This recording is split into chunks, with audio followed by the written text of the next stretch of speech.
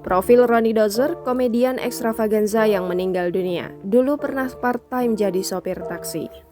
Simak profil Ronnie Dozer, seorang komedian program ekstravaganza yang meninggal dunia pada Kamis 11 November 2021. Diketahui Ronnie Dozer meninggal dunia di usia 46 tahun. Kabar duka itu pertama kali diketahui melalui unggahan di akun Instagram aktor Tora Sudiro. Dalam postingannya, suami Mika Amalia ini mengunggah fotonya bersama Ronnie Dozer saat bersama. Sementara itu, kondisi terakhir Ronnie Dozer sebelum menghembuskan nafas terakhir diungkap oleh rekannya Resi Milano.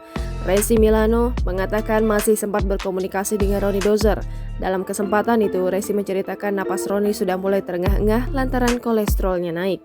Lantas, berikut ini profil Ronnie Dozer. Ronnie Dozer memiliki nama lengkap Roni Antonius Setiawan. Ia mulai dikenal publik setelah menjadi komedian dalam program acara televisi Ekstravaganza. Ronnie Dozer lahir pada 20 Agustus 1975. Melansir Surya, Ronnie juga sempat membintangi sejumlah film-film Indonesia, mulai dari Jelangkung pada tahun 2001 hingga Tuyul dan Bayul The Movie. Selain film, Ronnie juga sempat menjadi pemain sinetron dan membintangi judul Wah Cantiknya 1 dan Wah Cantiknya 2.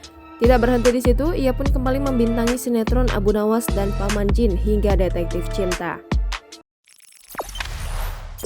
Jangan lupa subscribe, share, komen, dan like ya!